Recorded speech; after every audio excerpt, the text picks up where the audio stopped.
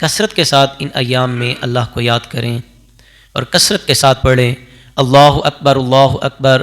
لا الہ الا اللہ واللہ اکبر وللہ الحمد۔ ایام تشریق ہے، 9 ذی الحجہ سے نماز فجر سے لے کر 13 ذی الحجہ کی عصر تک ہر نماز کے بعد، یعنی فرض نماز کے بعد مردوں کے لیے بلند آواز کے ساتھ اور عورتوں کے لیے آہستہ آواز کے ساتھ تکبیرات پڑھنا واجب ہے۔ اللہ ہمیں عمل کی توفیق عطا فرمائے۔ میں تو کہتا ہوں وہ کتنے بد نصیب ہیں جنہیں نماز بھی نصیب نہیں ہے، کتنے بد نصیب ہیں۔ قربانی کے دمبے یاد رہے، جانور یاد رہے، بڑا بڑا جانور خرید لو، دمبے خرید لو، اور جناب وہ جو گفتگو تھی حضرت ابراہیم اور اسماعیل کی وہ یاد نہ رہی، یعنی اپنی خواہش کو ذبح کرنا، ہر چیز اللہ کے لیے قربان کرنا، اصل مقصود تو یہ ہے، نہ اس کی بارگاہ میں گوشت پہنچتا ہے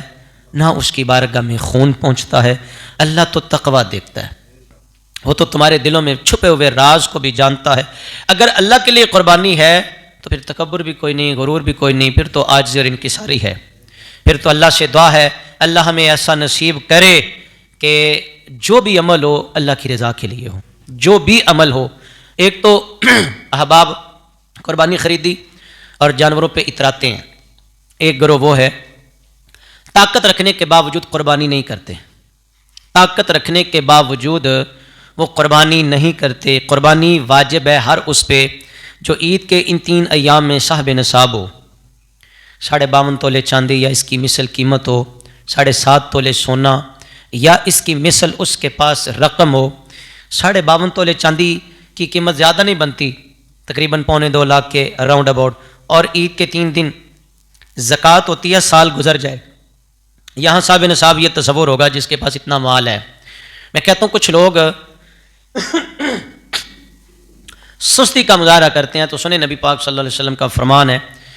سید عالم علیہ السلام نے فرمایا جو طاقت رکھنے کے باوجود قربانی نہیں کرتا، جو طاقت رکھنے کے باوجود، جس کو اللہ نے استطاعت دی، جس کو اللہ نے توفیق دی، دولت سے نوازا، مال سے نوازا، اور دنیا کے لالچ میں آ کر وہ قربانی نہیں کرتا، نبی پاک علیہ السلام نے فرمایا اس سے کوئی ضرورت نہیں ہماری عیدگاہ میں وہ نہ آئے، اس سے کوئی ضرورت نہیں کہ دوڑ کے جناب عیدگاہ کی طرف آئے۔ یہ بزرگ فرماتے ہیں کہ جان کی طرف سے بھی یہ فدیہ ہے، ایک تو یہ، اور دوسرا پہلو کیا ہے، اس کے اتنے زیادہ فوائد ہیں، جان کا صدقہ اللہ کی بارگاہ میں پیش کیا جاتا ہے۔ اور دیکھ لے جناب ابراہیم و اسماعیل، میں نے کہا جانور یاد رہے لیکن ان کی باتیں یاد نہ رہیں۔ باپ نے بیٹے کی گردن پہ چھری رکھ دی، اسماعیل تو بڑا ہی پیارا تھا نا، ملا بھی پچھلی عمر میں، لیکن جناب خلیل پھر بھی اللہ کی رضا کے لیے تیار ہیں۔ یار غور کرو، ابراہیم نے تو بیٹا قربان کرنے کے لیے سارے جتن کر لیے، تیاری مکمل کر لی، لیکن یہ تو اللہ کی مہربانی تھی، پتر بھی بچا لیا اور قربانی بھی قبول فرما لی۔ اگر آج اللہ کی پناہ پتر قربان کرنا پڑتے تو کتنے دلیر سامنے آتے جناب، 100 میں سے کتنے فیصد لوگ ہوتے اللہ کے حکم کے مطابق جناب بیٹوں کی گردن پہ چھری رکھنے کے لیے تیار ہوتے۔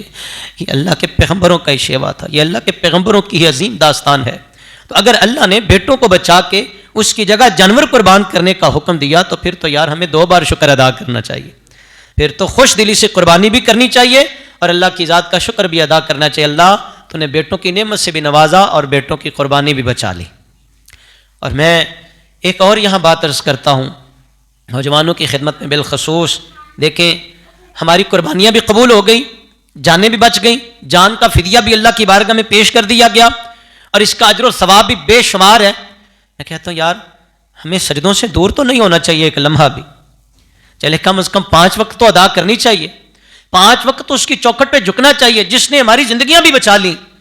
اور ہماری قربانیاں بھی قبول فرماتا ہے۔ اللہ سے دعا کرتے ہیں یہ ٹوٹے پھوٹے کلمات اللہ کرے کسی کے دل تک پہنچیں، اللہ کرے